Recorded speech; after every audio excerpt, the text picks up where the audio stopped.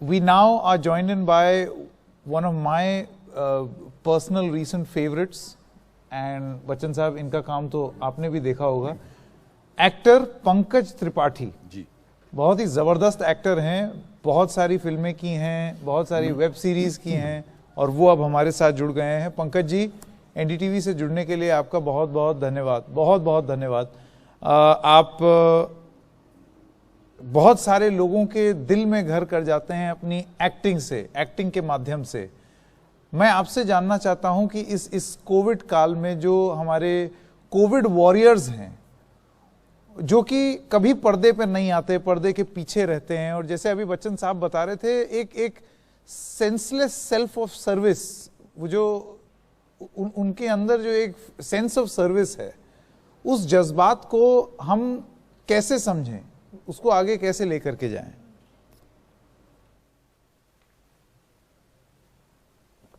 सबसे पहले तो मेरा नमस्ते सर। नमस्कार पंकज जी, मैं अमिताभ बोल रहा हूँ। जी जी नमस्ते सर। मैं हम सब आपके बहुत बड़े प्रशंसक हैं। रहा हूँ बट नमस्ते। मैं वो क्षमा प्रार्थी हूँ, स्टूडियो नहीं पहुंचा, मैं यहीं से बात कर रहा हूँ। तो संकेत जी, मुझे लगता है इसको एक अच्छे काम को, भले काम को किसी भी नजरिए से देखने की जरूरत है नहीं। वो अपने आप में सराहनीय काम ही होता है। अगर कोई आगे बढ़ के समाज के लिए, दूसरे के हित के लिए काम करे तो वो अपने आप में बहुत ही अद्भुत और सराहनीय काम है। उसकी अलग से व्याख्या करने की जरूरत भी नहीं है। बिल्कुल ज्यादा उस व्यक्ति को संतुष्टि मिलती है जो कर रहा होता है। बिल्कुल। पंकज जी, एक सवाल मैं ये भी पूछना चाहता, देखिए ये तो कोविड वॉरियर्स हैं, फ्रंटलाइन वॉरियर्स हैं। मेरे ख्याल से वो हर आदमी आज की डेट में जो अपना काम करने जा रहा है, जो गुजर बसर करने की कोशिश कर रहा है इस पैंडेमिक के दौरान, और वो खासे प्रभावित भी हुए हैं, जैसे वो भी एक तरीके के कोविड वॉरियर। जैसे अगर हम किसान की बात कर लें, what do you think India can, how do you think India can come together to help our farmers? हमारे किसानों के लिए हम कैसे साथ में आ सकते हैं? देखिए, इस क्राइसिस की घड़ी में जितना संभव हो लोग एक दूसरे की मदद करें। ये बड़ा असल, मैं दरअसल इस मामले का एक्सपर्ट हूं नहीं कि मुझे, लेकिन ऑफ कोर्स ह्यूमन क्राइसिस में आज इंसान एक दूसरे की मदद में काम आता है। सो इनफैक्ट कोविड के क्राइसिस में मेरी गांव पे रोज बात होती है। वहां उतनी मुश्किलें नहीं है। मतलब हमें जो हम एक फिजिकल डिस्टेंसिंग की बात करते हैं, वो अर्बन शहरों में या ट्रेन में या मेट्रोज में या जो पब्लिक ट्रांसपोर्ट में, खेती एक ऐसी जगह है जहां आज भी वो फिजिकल डिस्टेंसिंग की कोई समस्या नहीं है। एक खेत में इतनी जगह होती है कि इत्मीनान से लोग दूरी दूरी पर काम कर सकते हैं। तो अभी तक हाँ, मतलब बाजार को लेके हो सकता है कि किसानों को परेशानी हो रही हो, और उसके लिए तो पॉलिसी और सरकारें बनाएंगी। बट इस वक्त एक फिजिकल डिस्टेंसिंग की जहां तक बात है, इस मामले में वहां वंचित हैं किसान या फार्म में। अभी वो दिक्कतें नहीं है, आप इत्मीनान से, मेरे गांव में सारी खेती का काम हो रहा है, कुछ भी रुका हुआ नहीं है, बिगनिंग से ही, शुरुआत से ही। अच्छा नबनीता जी, मैं एक बार आपसे सवाल पूछना चाहूंगी। We have with us doctor Nabanita Rudra. She is the senior technical advisor, water sanitation and hygiene plan international, and she is one of those who are be we are facilitating her. Nabinita, tell me, that Plan India has been working on ground, and during this whole COVID, you all have been interacting with the Asha Didis, the Anganwadi workers. Tell us, how challenging was it for you actually to, get work done on ground? Thank you so much, in fact, for this question. Yeah, this is a very important question, and we have been struggling since last few months, but we had a very big breakthrough. See, we started working, and then we realized that COVID numbers are spiking, and it was very important for us to maintain the gain which we had in last half an years. CT scan which shows the classical shadows. They have fever, they have cough, they have sore throat, but the RT-PCR is negative. And it becomes a huge ethical dilemma. Should we treat these patients aggressively as COVID-19 even if the test is negative? I personally feel that you should, because you should not deny treatment to an individual just because of a test is negative, but everything else fits into COVID-19. So you have to talk to the patient, you have to talk to the family, and taking them on board. Sometimes you have to treat these patients even if the test is negative, if the clinico-radiological profile fits into a classic COVID infection. Doctor Sharma, मैं आपसे पूछना चाहूँगा कि corona की वजह से तकरीबन 200 से भी ज़्यादा डॉक्टरों ने मरीज़ों की जो देखभाल कर रहे थे, उनकी चिकित्सा कर रहे थे, उन्होंने अपनी जान गंवा दी। और कई ऐसे स्वास्थ्य कर्मचारी भी थे जो कि कोरोना की वजह से बुरी तरह प्रभावित हुए। क्या आपको लगता है कि हमने अपने स्वास्थ्य कर्मियों का पर्याप्त ख्याल नहीं रखा? सर, आपका सवाल जो है आज आपके समक्ष मैं शेयर करना चाहूंगा। आज 200 से संख्या बढ़ के 515 हो चुकी। और आज मैं अपना वक्तव्य जो भी देना चाहूंगा, पहले अपने वीर साथियों को, नर्सेस को, हेल्थ केयर कर्मियों को, सैनिटेशन वर्करों को श्रद्धांजलि अर्पित करना चाहूंगा। आईएमए ने एज ए रिस्पॉन्सिबल बॉडी शुरू से इस बात को पहचाना और हमने एक कोविड टास्क फोर्स बना के इस डाटा को इकट्ठा करना शुरू किया। जब मैंने पहली बार मीडिया में डिक्लेयर किया था तब हम 193 थे। आज सुबह हम 515 हो चुके, जो एक बड़ा चिंता का विषय है। एक डॉक्टर को बनाने में 15 साल लगते हैं। सरकार को, समाज को, हम सब डॉक्टर्स को एकजुट होकर इस राष्ट्रीय धरोहर को बचाना है, क्योंकि डॉक्टरों की संख्या ऑलरेडी बहुत कम है और हम दिन रात बीमारी को अपने घर में भी लेके आते हैं सर, और इलाज में फिर जुट जाते हैं। जी, पंकज त्रिपाठी भी हमारे साथ हैं और ये सब सुन रहे हैं। पंकज जी, हमारे साथ एम्स के डायरेक्टर डॉक्टर गुलेरिया और डॉक्टर राजन शर्मा, जो कि नेशनल प्रेसिडेंट हैं इंडियन मेडिकल एसोसिएशन के, दोनों हमारे साथ जुड़े हुए हैं। हम बात कर रहे हैं जो वो स्वास्थ्य कर्मी हैं उनको किस तरीके का सम्मान दिया जाए, और मैं तो ये कहता हूं सम्मान से ज्यादा उनको जो चाहिए वो दिया जाए, ताकि ऐसा ना हो कि ये जंग लड़ते लड़ते उनकी मौत हो जाए और हम उन्हें बचा सकते थे और फिर भी ना बचा पाए। आपका कोई सवाल है अगर आप पूछना चाहें डॉक्टर गुलेरिया या डॉक्टर शर्मा से? नहीं, मेरा सवाल नहीं है। मैं भी सुन रहा था। इनफैक्ट सर जो बता रहे थे मेरे लिए भी बड़ी नई और बहुत ही अच्छी कारगर जानकारी है। मैं इतना नहीं जानता था। और ऑफ कोर्स वो तो है ही कि उनकी उनकी रक्षा के लिए जितना कुछ करना पड़े बतौर समाज या बतौर संस्थान हमें करना ही चाहिए। और मैं भी कई मेरे डॉक्टर्स दोस्त हैं जो कहीं कहीं उनसे संपर्क में हूँ, बीच बीच में बातें होती हैं। तो शुरुआत में तो थोड़ी मुश्किलात ज्यादा थे, बट अभी सबसे बात होती थी, बोलते हैं अभी ठीक है, सारी सुविधाएं बेहतर हो चुकी हैं पहले से। उनके पास भी सुविधाएं, हथियार या जो चीजें चाहिए वो हैं। पटना में मेरी अक्सर बात होती है।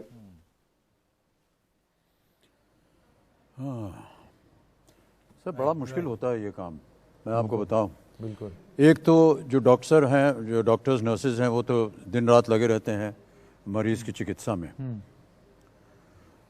और जैसा कि अभी हमने देखा, डॉक्टर साहब कह रहे थे 500 से भी ज़्यादा डॉक्टर जो हैं वो उनकी मृत्यु हो गई है। जब उनकी मृत्यु हो गई, बड़े दुर्भाग्य की बात है ये। लेकिन जो डॉक्टर्स लोग काम करते रहते हैं और जिस मरीज के साथ वो काम कर रहे हैं, वो जब अपने प्राण छोड़ देता है उनके सामने, उस डॉक्टर के ऊपर क्या बीतती है। बिल्कुल बिल्कुल। मेरे ख्याल से ये जो डॉक्टर, इसका जवाब डॉक्टर गुलेरिया और डॉक्टर शर्मा बहुत अच्छे से दे सकते हैं। क्योंकि डॉक्टर साहब, मैं जब अस्पताल में था तो कई विषयों के ऊपर सोच जाती थी हमारी, और कई बार ऐसा लगता था कि जो नर्स या जो डॉक्टर किसी मरीज़ पर काम कर रहा था, जो इसकी अवस्था बहुत ही ख़राब थी, यानी बचने की कोई संभावना ही नहीं थी, और वो जो मरीज़ है वो नर्स से या डॉक्टर से कहे जा रहा है, यार मुझे बचा लो प्लीज़, मेरी मृत्यु होने वाली है, कुछ तो दे दो मुझे जो उससे मैं बच जाऊं। कई बार ऐसा हुआ है कि डॉक्टर ने और नर्स ने ये जानते हुए कि इनका कुछ नहीं हो सकता, एक स्वाभाविक रूप से कुछ दवाई दे दी या एक टैबलेट दे दी उसका मन रखने के लिए, लेकिन उनकी मृत्यु हो जाती है। उस डॉक्टर के ऊपर और उस नर्स के ऊपर क्या बीतती है? सर, इसके बारे में अगर कोई कुछ बोल सके। डॉक्टर शर्मा, आप बताना चाहेंगे इसके बारे में? ये बड़ा ही इमोशनल एक समय होता है, मैं समझ सकता हूँ, और थोड़ी बहुत मुझे इसकी जानकारी है, इसलिए मैं बात कर रहा हूँ इसके बारे में। पहले तो इस बात की सर मैं सराहना करता हूं, जब एक मरीज ठीक होके जाता है सबसे खुशी उसके ट्रीटिंग डॉक्टर को होती है जी, नर्स को होती है, और वो एक परिवार का सदस्य बन जाते हैं। उसके बाद मरीज जब तक रहता है डॉक्टर के परिवार, डॉक्टर के साथ एक नाता जुड़ जाता है। बिल्कुल जी। हर एक मौत एक डॉक्टर के लिए सबसे ज्यादा दुखदायी चीज है जी। इससे बड़ी विडंबना और कुछ नहीं हो सकती कि जब हम एक किसी मरीज को खोते हैं, कोई डॉक्टर पूरी तरह से दुखी होता है, जितनी इन्वॉल्वमेंट उतना टूट जाता है कि मैंने सब कुछ किया पर फिर भी मैं इसको क्यों नहीं बचा पाया जी, और उसके कारणों को ढूंढने में लग जाता है कि मैं आगे किसी की मदद कर सकूं। जी। ये एक बहुत बड़ी मानसिक पीड़ा होती होगी डॉक्टरों के लिए। रात को जब वो घर जाता है, मानसिक तनाव में से गुजर रहे हैं जी, रात को जब वो घर जाता है, तो उसकी मानसिक स्थिति कैसे होती है, ये बहुत आवश्यक हो जाता है। मानसिक तनाव बहुत बढ़ चुका है डॉक्टर्स में। इतनी देर काम कर करके, इतनी मोर्टेलिटी को देख के, डॉक्टर गुलेरिया भी मेरे साथ हैं, मानेंगे इस बात को जी कि अब एक साइकोलॉजिकल इश्यूज भी आने शुरू हो गए हैं हमारी हेल्थ केयर कम्युनिटी में। जी जी। ऐसे ही मुझे मन में आया कि इसके बारे में बात करें। बिल्कुल बिल्कुल। I think Dr. Roy is also with us. Dr. Roy, if you have a question. Yeah, I have actually, that's a very important question and issue that Amitabh raised just now. And I want to raise a slightly different issue with Dr. Trehan. Naresh Trehan, I wonder if you can hear me. Yes, a lot of new, well, I don't know how, okay, great. I don't know how new it is, but a lot of literature that's coming out now is saying that, talking about what's called the super spreader, that there are some people who spread the virus much more than other people. In other words, not everybody spreads it equally. You know, we measure the R factor, which is how infectious the disease is, and that's an average. And many people say it's like treating an average is like there's a bar where there's an average income, and then Jeff Bezos walks in and he's worth 50 billion. The average income in that bar suddenly dramatically changes. So he's like a game changer in that situation. Now similarly, what this suggests is there are certain super spreaders and there are a lot of people who don't spread it that easily. So instead of doing what we are doing now, which is looking ahead, finding somebody and say, don't meet too many people, don't be in contact, look back and see who he got it from, because he may have got it from a super spreader who has infected many people. So if you look back instead of looking forward, you may catch super spreaders, one person who's infected 10, 20 people. And I don't know, I just wanted your opinion on the variation between how much people can spread this virus. So there are several factors at play over here. One, you raised a very important question, because that was the reason why we in the very early stage are saying contact tracing. So if you were, say, at a party and you were tested positive 2 days later, and then you went back and checked on all the people who were actually present at the party, but none of them got it, that means you are not a super spreader, your viral load was low. Just to go back to that super spreader, in Amitabh's case, is it possible, I mean, I'm not a doctor so I don't know, that he and the people who were infected in his house met a super spreader, and that super spreader infected all 4 or 5 of them, but they were not super spreaders. Amitabh and Aishwarya and Ajitabh were not super spreaders, so they didn't spread it to the rest of the house. So it's just the difference between the original super spreader and Amitabh not being a super spreader. I don't know. So. from what Amitabh just said, that he went across the street, met some laborers and came back. Those people did not meet any of the other family people. But it could Normally be what somebody happens else is, also, you never know. no. That's what I'm trying to, I'll give you that step also, because we see a lot that Okay, one very person in the interesting. family Yeah. help who lives outside or is serving you in the house or is a driver who's driving the family around, they have been found to be Right. very infective, because you're driving in a closed car, the driver has it and he picked it up somewhere, and the virus is just circulating in the car and all the riders. But also it depends on your own immunity. You may be able to get that same load and your immunity may be able to just knock it out. Right. So it doesn't mean that the body is totally defenseless. What it shows is that the virus is notorious. It multiplies very fast. It then creates that kind of mass when it attacks, then the body reacts. So when we talk about why do some people get very sick and some 90% will just breeze through, this is the kind of, I think, the viral load and your own body's reaction and ability to contain it. Right. And God forbid somebody enters that stage of cytokinic storm, which cytokine storm was the most dreaded part, for which we have found basically very successful therapy. So if you start the antivirals early, the two being the oral one being favipiravir and then remdesivir, and then when you detect in your blood, in a patient's blood, that there are markers which tell you about the reactivity inside, like IL-6 and PCR and all that, then you can start dexamethasone, and you progressively add more things. So today we are very successful in what the doctor was saying earlier. Today the mortality is much below 2%. Correct. Even in very sick patients. So this is one good thing that has happened. Okay. But the bad thing that's happened is it's not going away. And I'll complete myself in saying three things. One, it is not a single factor battle. It's a three-cornered battle. And the three components are, one, what the government does. And in our situation, the government reacted very quickly. And I must compliment that the decision was very bold to lock down completely. Now, there is some controversy whether it would have been done over 2 days or 3 days. Those are different matters. So the government has continuously, and Dr. Guleria is on the line, continuously come up with recommendations, protocols, understanding the disease, disseminating information. That was all government. Then came the warriors, the corona warriors, which are not only doctors, nurses, technicians, but our paramilitary forces. Everybody actually who's on the front line has fought very hard, in spite of the fact that we know very well that there is danger to your own life. So it's like the real army that's out there on the borders. So the third part is the most important part, and that's what I call Janta ki ladai. It is the people's war.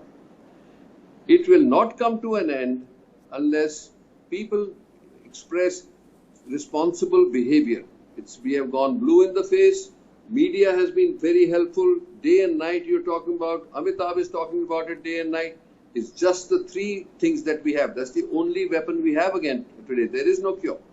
So if people do understand that masking is extremely important and helpful, not only to protect them from their family, for the community, and for the whole country, basically. Correct. Second, distancing is very effective. It's been proven again and again. And the third thing is that because it can be gotten on surfaces, or you cough in your hand or sneeze or something, it can spread through that also.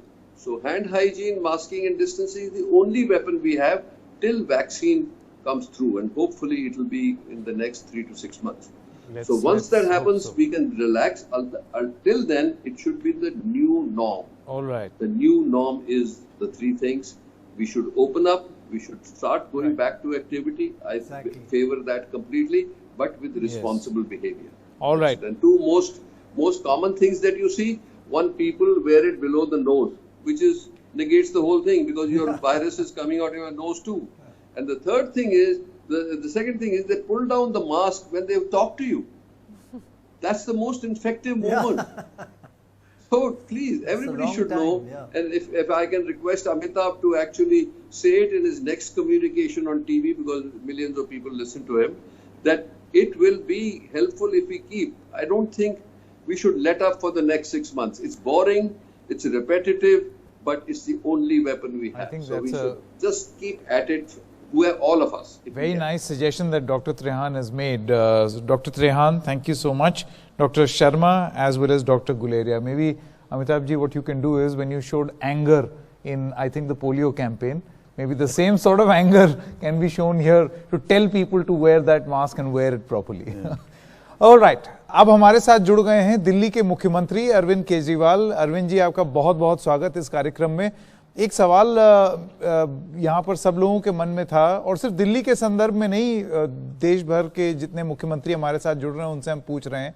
Unlock 5 की प्रक्रिया शुरू हो गई है, लेकिन मामले तो अब बढ़ रहे हैं और पहले से कहीं ज्यादा बढ़ रहे हैं। तो आपको लगता है कि ऐसे वक्त में अनलॉक कर देने से कहीं स्थिति और तो ज्यादा नहीं बिगड़ जाएगी, और आपकी रणनीति क्या है इसके लिए? देखिए, मैं शुरू से इस बारे में कहता आया हूं कि लॉकडाउन करने से कोरोना खत्म नहीं होने वाला। जैसे ही आप लॉकडाउन खोलेंगे वैसे कोरोना बढ़ेगा। हम लोग जिंदगियों को, लोगों को ताले के अंदर बंद करके परमानेंटली नहीं रख सकते। जिंदगियां भी चलनी पड़ेंगी, इकोनॉमी भी चलनी पड़ेगी।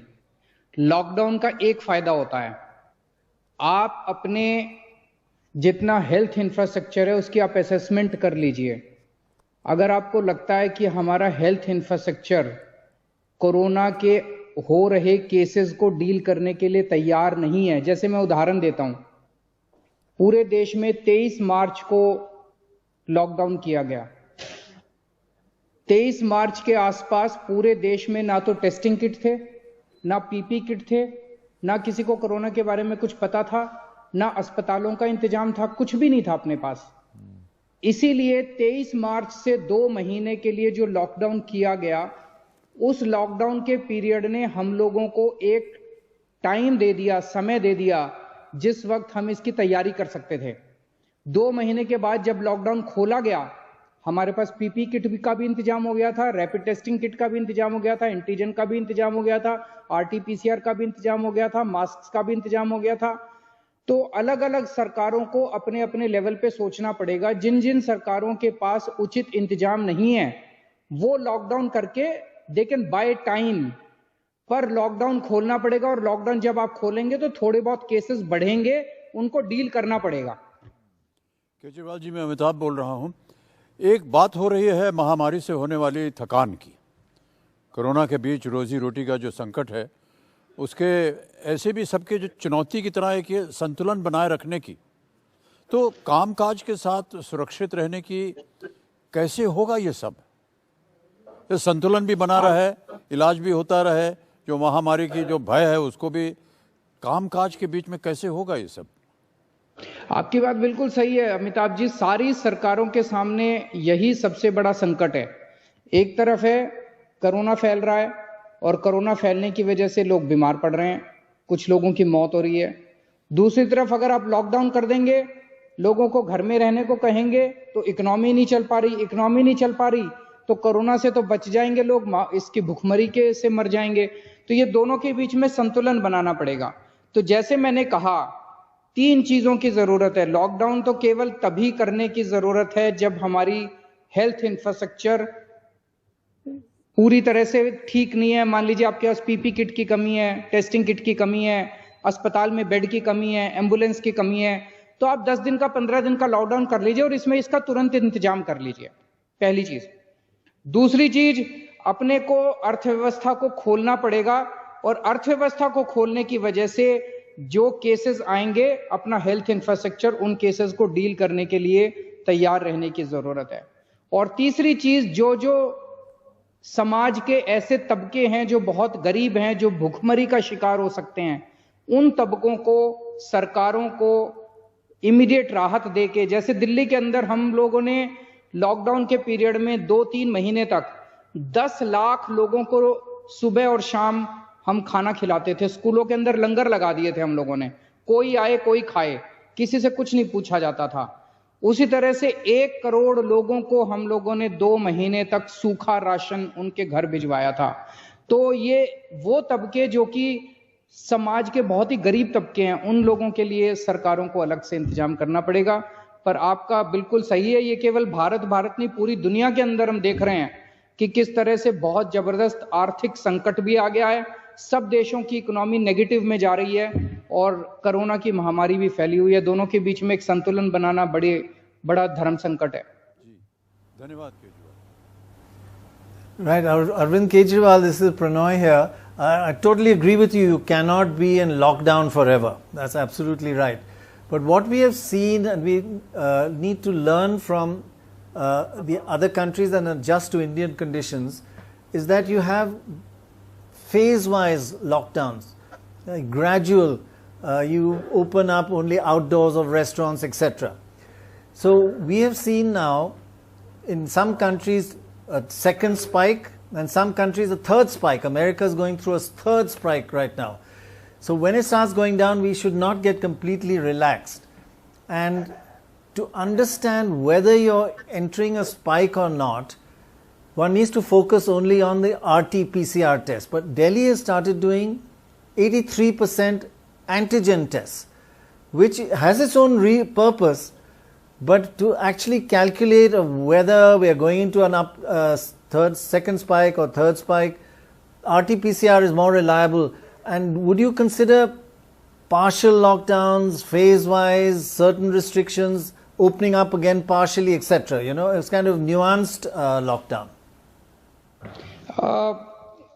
पहली बात मैं पूरी तरह से आपसे सहमत हूं। ये एक ऐसा वायरस है जिसके बारे में बहुत ज्यादा लोगों को पता नहीं है कि कैसे होता है, क्या होता है। तो हम एक दूसरे के एक्सपीरियंसेस से सीख सकते हैं। दूसरे देशों में क्या हो रहा है उससे हम सीख सकते हैं, हमारे देश में क्या हो रहा है उससे दूसरे देश सीख सकते हैं, महाराष्ट्र में क्या हो रहा है उससे दिल्ली सीख सकती है, कलकत्ता में क्या हो रहा है उससे बैंगलोर सीख सकता है। अपने को एक दूसरे से सीखना तो पड़ेगा। मैं अपना दिल्ली का छोटा सा जो अभी तक का एक्सपीरियंस है वो बताता हूं कि 31 मई तक, जब तक लॉकडाउन था, दिल्ली में स्थिति काफी कंट्रोल में थी। 1 जून से जब लॉकडाउन खुला, दिल्ली में केसेस बड़ी तेजी के साथ बढ़ने लगे और बीच में एक ऐसा पीरियड आया जब अस्पतालों में बेड की कमी नजर आने लगी, एम्बुलेंस की कमी नजर आने लगी। उस वक्त हमने कई सारे स्टेप्स उठाए।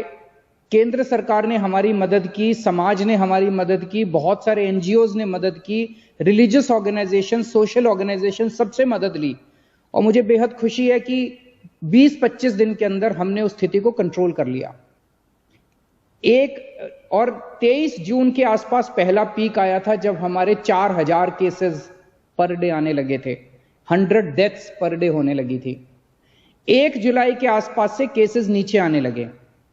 लगभग 1.5 महीना हमारे 1100 केसेस आ रहे थे और हम 20,000 टेस्ट डेली कर रहे थे। अचानक हम लोगों ने देखा 17 अगस्त के आसपास केसेस फिर धीरे धीरे बढ़ने लगे। 1100 की बजाय 1200 होने लगे, 1300 होने लगे, 1350 होने लगे। 1 हफ्ता हमने वेट किया। उसके बाद एक जिम्मेदार सरकार होने के नाते हम लोगों ने केसेस को 3 गुना कर दिया। पहले 20,000 टेस्ट हो रहे थे, हमने 60,000 टेस्ट कर दिए विद इन अ वीक। इसके लिए मैं अपने सारे ऑफिसर्स को, डॉक्टर्स को, नर्सेस को, सबको बधाई देना चाहता हूं। Work overnight very hard, it was not easy. 20,000 test से 60,000 test. And I must tell you, आज पूरे देश में नहीं, पूरी दुनिया में सबसे ज्यादा टेस्ट दिल्ली के अंदर हो रहे हैं। Per day per million test, 3000 test per day per million Delhi के अंदर हो रहे हैं, which is equal to what is happening in UK. US के अंदर आज 1200 या 1300 test per day per million हो रहे हैं। दिल्ली के अंदर आज 3000 test per day per million हो रहे हैं। उसका भी नतीजा आने लगा। हमारे पीक 17 सितंबर के आसपास हमारी पीक आई, 4500 केसेस पहुंच गए। अब धीरे धीरे केसेस कम हो रहे हैं, 3000 के करीब, 3000 से भी नीचे आने लगे हैं केसेस। पर डे के केसेस कम हो रहे हैं। हमारे बेड्स अब खाली होने लगे हैं, बेड्स भी काफी ज्यादा ऑक्यूपाई हो गए थे। आपका जो क्वेश्चन है आरटीपीसीआर का, आरटीपीसीआर की एक कैपेसिटी है हमारी, 13-14 हजार के करीब की कैपेसिटी है। तो 11-12 हजार टेस्ट डेली हो रहे हैं। इसका एक गाइडलाइन है प्रणय जी, एक माहौल बना दिया गया है कि दिल्ली आरटीपीसीआर टेस्ट नहीं कर रही, आरटीपीसीआर टेस्ट नहीं कर रही। हमें कुछ छुपाने की जरूरत नहीं है। अगर छुपाना हमें कुछ होता तो हम 20,000 से 60,000 टेस्ट नहीं करते। हम सब कुछ, हमारी स्ट्रैटेजी ये है कि ज्यादा से ज्यादा टेस्ट करें, ज्यादा से ज्यादा लोगों को आइडेंटिफाई करें, उनको आइसोलेट करें और उनको ट्रीट करें और उनका चेन खत्म करने की कोशिश करें। तो आरटीपीसीआर टेस्ट किस केस में होंगे, एंटीजन टेस्ट किस केस में होंगे, इसके बारे में सेंट्रल गवर्नमेंट की गाइडलाइंस हैं। वो गाइडलाइंस हम पूरी तरह से फॉलो कर रहे हैं और सेंट्रल गवर्नमेंट ने यहां तक कि हाई कोर्ट में एफिडेविट दिया है कि दिल्ली सरकार जो भी टेस्ट कर रही है that is as per the guidelines of the central government, we are not deviating from that. तो हम जहां सेंट्रल गवर्नमेंट कह रही है आरटीपीसीआर करो, हम आरटीपीसीआर कर रहे हैं। जहां केंद्र सरकार कह रही है कि एंटीजन टेस्ट करो, हम वहां पे एंटीजन टेस्ट कर रहे हैं। आपका तीसरा क्वेश्चन है कि लॉकडाउन को फेज वाइज करना चाहिए। मैं आपकी बात से पूरी तरह से सहमत हूं। अलग अलग कंट्रीज के अलग अलग एग्जांपल्स हैं इस बारे में। एक एग्जांपल स्वीडन का है जिसने कोई लॉकडाउन नहीं किया, कोई कुछ नहीं किया और उन्होंने पूरी इकोनॉमी खोल दी। एक एग्जांपल वो है। दूसरे एग्जांपल्स इटली के हैं, फ्रांस के हैं। अलग अलग कंट्रीज के अलग अलग एग्जांपल्स हैं। पर मुझे लगता है हमारे देश के अंदर भी जो फेज वाइज हम अनलॉकिंग कर रहे हैं, ये भी एक्सपीरियंस सही है, ये कोई गलत नहीं है। और फेज वाइज हम करते करते अब अनलॉक 5 आया है, जिसमें केंद्र सरकार ने अलग अलग राज्य सरकारों को ये कहा है कि अगर आप चाहें तो 15 अक्टूबर से ये खोल सकते हैं, अगर आप चाहें तो 15 अक्टूबर से सिनेमा हॉल खोल सकते हैं, थिएटर खोल सकते हैं। अब अलग अलग राज्यों की अलग अलग परिस्थितियां हैं, उसको देखते हुए अब राज्य सरकारें अपने अपने निर्णय लेंगी। All right, Mr. Kejriwal. Small additional worry, sorry Sanket, I just want to ask, I think overall Delhi has done a very good job, the Delhi government. I still don't agree with the antigen tests going up because they just don't give you a proper idea of number of cases, but forget that. I just want to ask you, the slight worry ahead is that a lot of religious festivals are coming. There's Dussehra coming, there's Diwali coming, there's, how are you handling gatherings at religious festivals?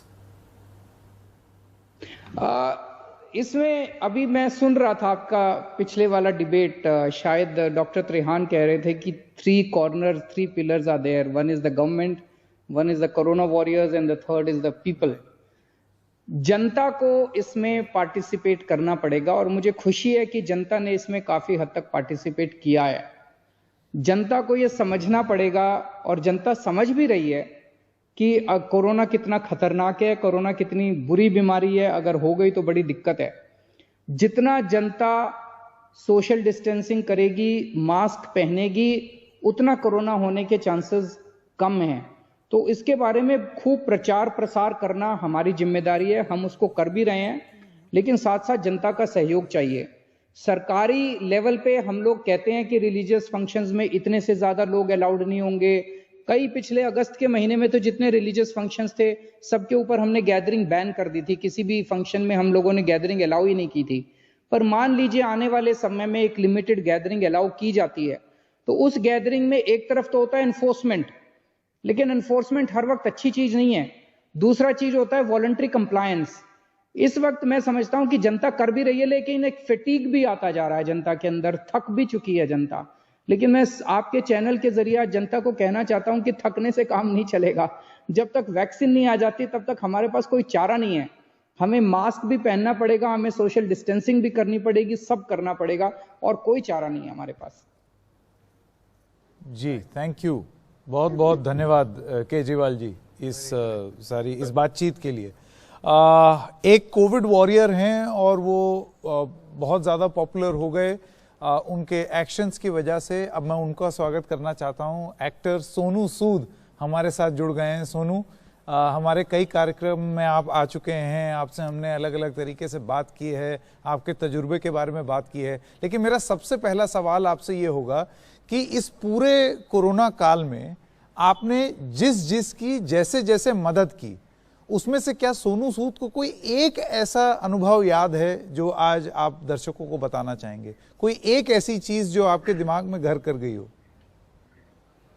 बहुत सारी यादें हैं, लेकिन अच्छी बात ये रही कि मैं जितने समय लोगों के साथ जुड़ा रहा, मुझे ऐसा लगा कि मैं इन लोगों को जब घर भेज दूंगा तो शायद ये अपने घर में व्यस्त हो जाएंगे, अपने काम में बिजी हो जाएंगे और फिर नई जिंदगी शुरू होगी। लेकिन हुआ यूं कि जितने लोगों को भेजा उतने लोग जुड़ते गए और आज भी जुड़ते गए। मैं हैदराबाद में शूटिंग कर रहा था कल, तो बहुत सारे लोग वहां पर पहुंच गए शूट पे।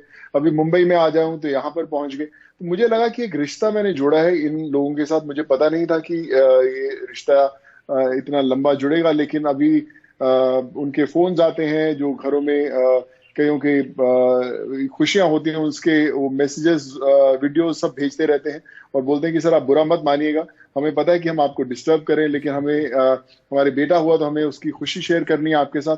वो जो हर रोज एक्सपीरियंसेस होते हैं, तो मुझे लगता है कि मैं बहुत सारे लोगों के साथ नया रिश्ता जोड़ पाया हूँ, उनके घर का सदस्य बन पाया हूँ, तो वो मेरे लिए बहुत स्पेशल रहा है। पंकज जी, आपको लगता है कि इस महामारी ने हम लोगों को, भले ही उद्देश्य सरकारों का यही हो और हमारे हित में ही है कि आप सामाजिक दूरी बना के रखें, लेकिन सामाजिक दूरी भले ही मजबूरी हो, लेकिन दिल करीब हो रहे हैं इस महामारी की वजह से। बिल्कुल बिल्कुल। इनफैक्ट सामाजिक दूरी भी नहीं, अच्छा शब्द होगा शारीरिक दूरी, कि सोशल डिस्टेंसिंग हो, सामाजिक दूरी की जरूरत नहीं है। ऑफ कोर्स इस बहाने काफी लोग मिल रहे हैं बहुत, क्योंकि क्या है ना, एक ऐसी बीमारी है कि ये क्लास और बहुत सारी जो हायरार्की थी उसको खत्म करती है। किसी को भी हो सकती है और किसी से भी हो सकती है, ये नहीं देखती कौन क्या है। आज पश्चिम बंगाल के गवर्नर ने, बच्चन साहब, एक बड़ा रोचक बात बोली। उन्होंने बोला ये बड़ी सेक्युलर बीमारी है, ये जात पात नहीं देखती है, कुछ नहीं देखती, सब इसमें किसी को भी अटैक कर सकती है कभी भी। सोनू सूद के पास एक विश्व भर की भाषा जो है वो एक हो गई है। कहने में बड़ा अजीब लग रहा है, लेकिन आप कहीं भी विश्व में आज जा करके कोई एक ऐसा शब्द बोल दीजिए जो कि कोरोना से संबंधित है, वो सब समझ जाएंगे। ऐसी स्थिति शायद हमारे इतिहास में पहली दफा हो रही है। सोनू, आपसे जाते जाते एक सवाल मैं और पूछना चाहता हूं कि आगे क्या आपको लगता है कि एक बार, देखिए हमेशा तो रहेगी नहीं ये समस्या, आगे चल के स्थिति सुधरेगी, लोग सीखेंगे, लोग भी जानेंगे, इतना हुआ, इतना लोगों ने झेला, इतना उन्होंने सीखा भी, आगे भी संभवतः होगा और फिर वैक्सीन आ जाएगी, लोग ठीक भी हो जाएंगे। लेकिन इस बीमारी से आपकी व्यक्तिगत सीख क्या है और लोग क्या सीख ले सकते हैं आगे चल के? आपका स्वास्थ्य मंत्र क्या है? देखिए, मुझे इस पूरे काल में ये सीखने को मिला है कि आपको पता नहीं होता कि जिंदगी में आप क्या कुछ कर सकते हैं, लेकिन जो समय होता है, जो लोग आपके आसपास होते हैं, वो आपको बहुत कुछ सिखा देते हैं करने के लिए। पहले फिल्मों में बहुत सारे किरदार करते रहे, पता नहीं था कि जिंदगी में ये किरदार भी एक बार निभाने को मिलेगा, और कुछ तरीका नहीं पता था, कुछ आइडिया नहीं था, लेकिन रोज सीखा। और एक 5-6 महीने में मुझे लगता है कि जो मैंने जिंदगी में सीखा, शायद मैं पूरी लाइफ में इंजीनियर बने, एक्टर बने, उसमें नहीं सीख पाए जो 5-6 महीने में सीखा। मेरे मदर हमेशा एक चीज बोलते थे कि जो मुश्किल समय होता है उसके अंदर जो आपने पाठ सीखे हैं वो आपके पास ज्यादा समय तक रहते हैं। मुझे लगता है कि ना सिर्फ मैंने, पूरी दुनिया ने वो पाठ सीखे। और जब इस काल के बाद हम लोग बाहर निकलेंगे, कोरोना काल खत्म होगा, तो मुझे लगता है हर एक इंसान एक बेहतर इंसान बन के निकलेगा। उसका जो पर्सनैलिटी होगी वो और मजबूत होगी और मुश्किल समय देखने के लिए तैयार होगा। हम हमेशा बड़े खुशियों के माहौल में रहे हैं, सेलिब्रेट करते आए हैं, कभी थोड़ा दुख हुआ, लेकिन ये वो समय था जब पूरा दुख जो पूरी दुनिया ने एक साथ झेला है, एक साथ एक दूसरे के साथ खड़े हुए हैं। तो मुझे लगता है जब दुनिया इससे बाहर निकलेगी, बेहतर दुनिया होगी, बेहतर लोग होंगे, बेहतर वातावरण होगा, और हम पहले से भी और ज्यादा तरक्की करेंगे। बिल्कुल। पंकज त्रिपाठी और सोनू सूद, आप दोनों का बहुत बहुत धन्यवाद इस अभियान में शामिल होने के लिए। धन्यवाद, थैंक यू।